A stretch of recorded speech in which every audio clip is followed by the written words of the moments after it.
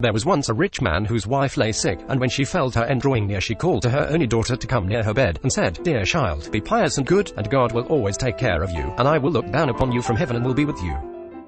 And then she closed her eyes and expired. The maiden went every day to her mother's grave and wept, and was always pious and good. When the winter came, the snow covered the grave with a white covering, and when the sun came in the early spring and melted it away, the man took to himself another wife. The new wife brought 2 daughters home with her, and they were beautiful and fair in appearance, but at heart were black and ugly. And then began very evil times for the poor stepdaughter. "Is the stupid creature to sit in the same room with us?" said they. "Those who eat food must earn it. Out upon her for a kitchen maid." They took away her pretty dresses, and put on her an old grey kirtle, and gave her wooden shoes to wear. "Just look now at the proud princess, how she is decked out," cried they, laughing, and then they sent her into the kitchen. There she was obliged to do heavy work from morning to night, get up early in the morning, draw water, make the fires, cook, and wash. Besides that, the sisters did their utmost to torment her, mocking her, and strewing peas and lentils among the ashes, and setting her to pick them up. In the evenings, when she was quite tired out with her hard day's work, she had no bed to lie on, but was obliged to rest on the hearth among the cinders. And as she always looked dusty and dirty, they named her Cinderella. It happened one day that the father went to the fair, and he asked his 2 stepdaughters what he should bring back for them. "Fine clothes," said one. "Pearls and jewels," said the other. "But what will you have, Cinderella?" said he. "The first twig, father, that strikes against your hat on the way home, that is what I should like you to bring me." So he bought for the 2 stepdaughters fine clothes, pearls, and jewels, and on his way back, as he rode through a green lane, a hazel twig struck against his hat, and he broke it off and carried it home with him.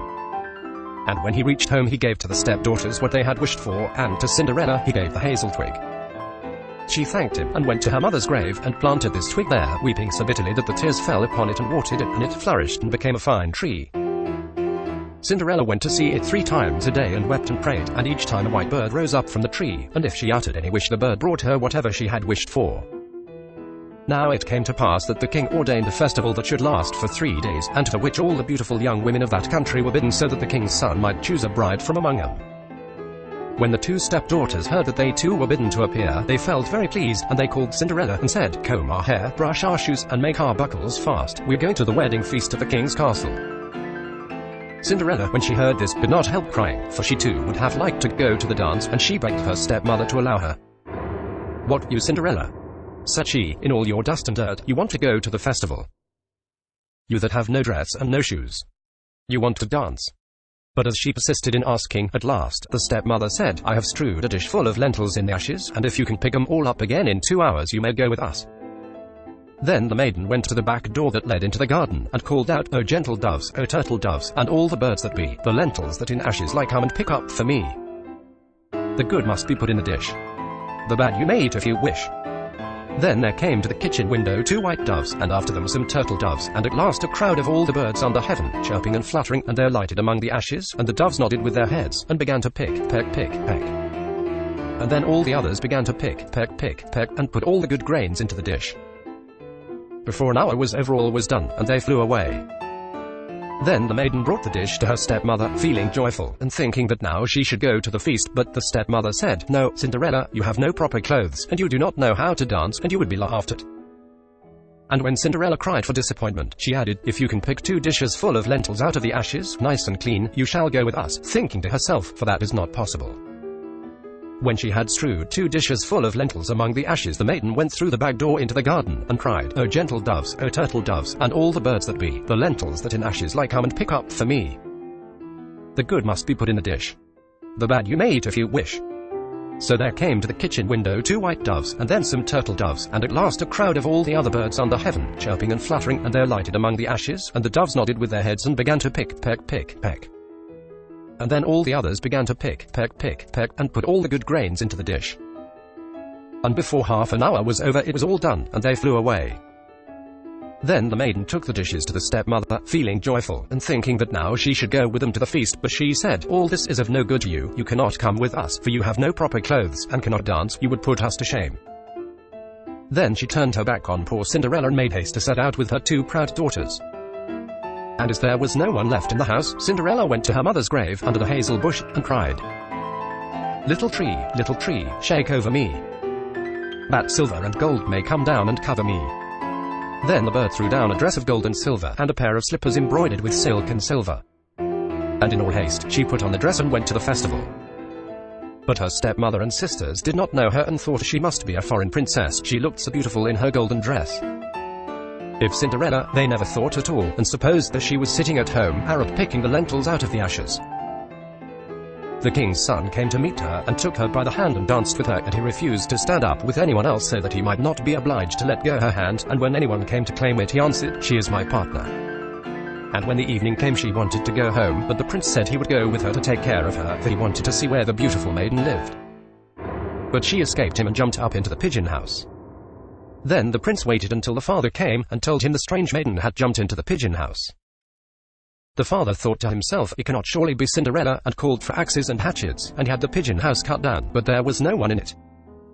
And when they entered the house there sat Cinderella in her dirty clothes among the cinders, and a little oil lamp burnt dimly in the chimney, for Cinderella had been very quick, and had jumped out of the pigeon house again, and had run to the hazel bush, and there she had taken off her beautiful dress and had laid it on the grave, and the bird had carried it away again, and then she had put on her little grey girdle again, and had sat down in the kitchen among the cinders. The next day, when the festival began anew, and the parents and step-sisters had gone to it, Cinderella went to the hazel bush and cried, little tree, shake over me, that silver and gold may come down and cover me." Then the bird cast down a still more splendid dress than on the day before, and when she appeared in it among the guests everyone was astonished at her beauty.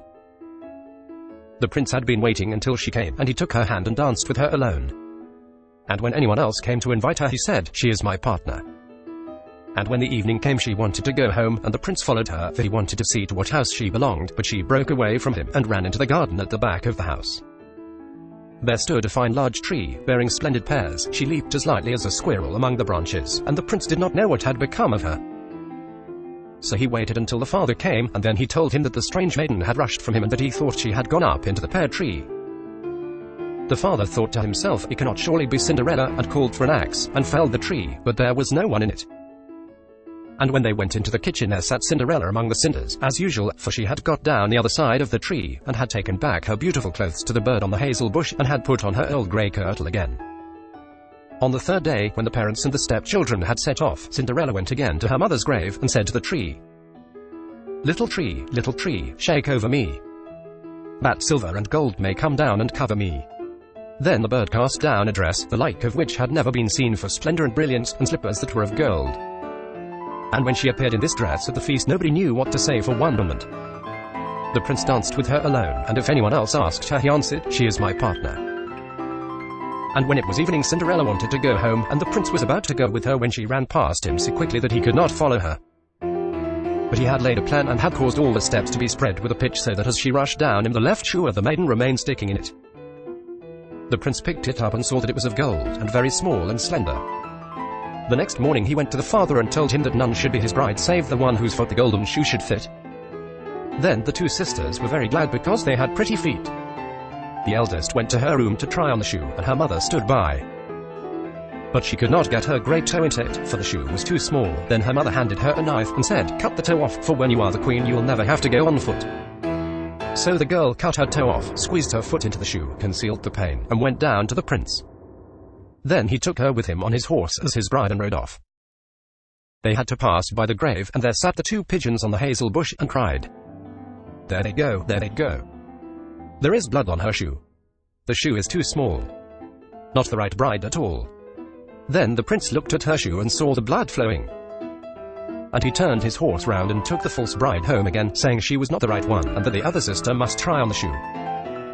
So she went into her room to do so, and got her toes comfortably in, but her heel was too large.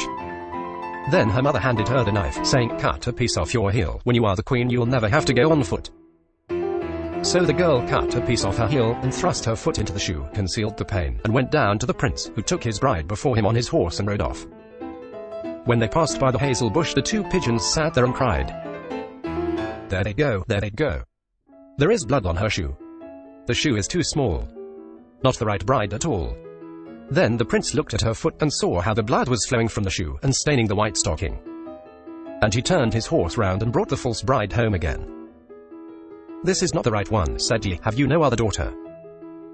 "No," said the man, "only my dead wife left behind her a little stunted Cinderella. It is impossible that she can be the bride." But the king's son ordered her to be sent for, but the mother said, "Oh no. She is much too dirty, I could not let her be seen." But he would have her fetched, and so Cinderella had to appear. First, she washed her face and hands quite clean, and went in and curtsied to the prince, who held out to her the golden shoe. Then she sat down on a stool, drew her foot out of the heavy wooden shoe, and slipped it into the golden one, which fitted it perfectly. And when she stood up, and the prince looked in her face, he knew again the beautiful maiden that had danced with him, and he cried, "This is the right bride." The stepmother and the two sisters were thunderstruck and grew pale with anger, but he put Cinderella before him on his horse and rode off. And as they passed the hazel bush, the two white pigeons cried, "There they go, there they go. No blood on her shoe. The shoe's not too small. The right bride is she after all." And when they had thus cried, they came flying after and perched on Cinderella's shoulders, one on the right, the other on the left, and so remained. And when her wedding with the prince was appointed to be held, the full sisters came, hoping to curry favor and to take part in the festivities. So as the bridal procession went to the church, the eldest walked on the right side, and the younger on the left, and the pigeons picked out an eye of each of them. And as they returned, the elder was on the left side and the younger on the right, and the pigeons picked out the other eye of each of them. And so they were condemned to go blind for the rest of the days because of their wickedness and falsehood.